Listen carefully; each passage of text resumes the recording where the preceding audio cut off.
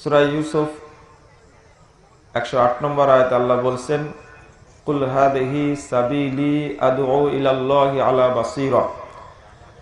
মুহাম্মদুর রাসূলুল্লাহ সাল্লাল্লাহু আলাইহি সাল্লামকে লক্ষ্য করে আল্লাহ বলছেন, হে মুহাম্মদ আপনি বলুন, এটাই আমার রাস্তা, হাজিহি সাবিলি, এটা আমার রাস্তা, আদউ ইলাল্লাহ আলা বাসীরা, আমি আল্লাহর দিকে ডাকি দলিল সহ, জাগ্রত জ্ঞান সহ।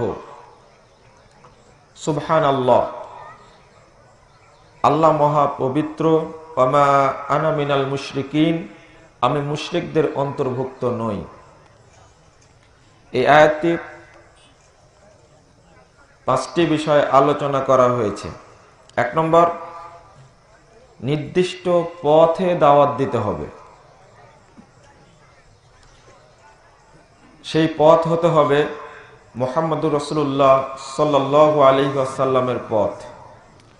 2 নম্বর, দাওয়াত দিতে হবে আল্লাহর দিকে, অন্য কোনো বিষয়ের দিকে দাওয়াত দেওয়া যাবে না। 3, দাওয়াত দিতে হবে আলা বাসীরা মা দলিল, দলিল সহ দাওয়াত দিতে হবে।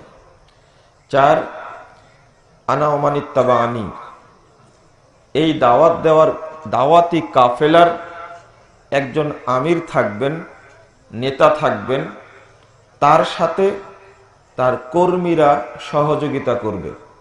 তাই বলছেন আনা ওয়া মান ইত্তাবাআনি, দাওয়াত দেই আমি এবং আমার যারা অনুসারী তারাও। 5 নম্বর, সুবহানাল্লাহ ওয়ামা আনা মিনাল মুশরিকিন, আল্লাহ মহা পবিত্র, আমি মুশরিকদের অন্তর্ভুক্ত নই।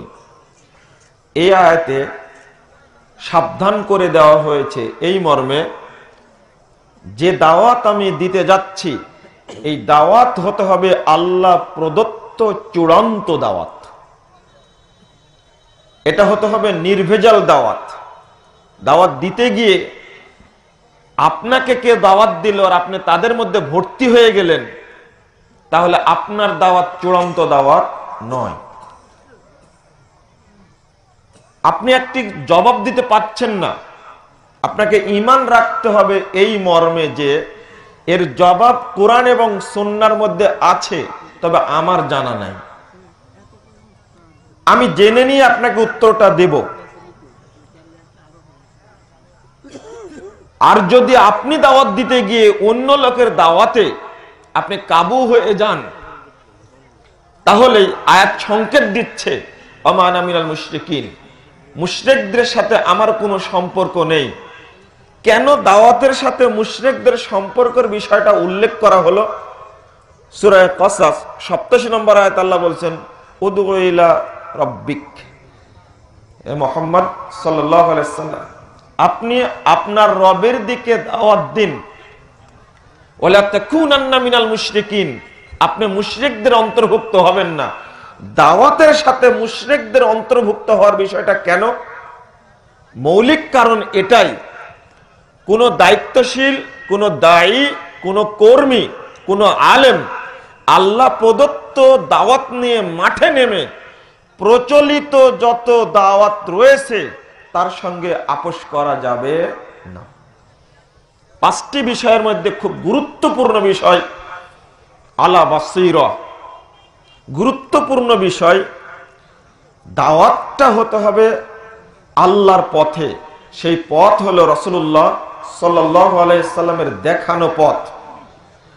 ওই পথে যখন আপনি চলছেন, অন্য কোনো বিষয়ে মানুষকে আহ্বান করা যাবে না, আহ্বান করতে হবে আল্লাহর দিকে।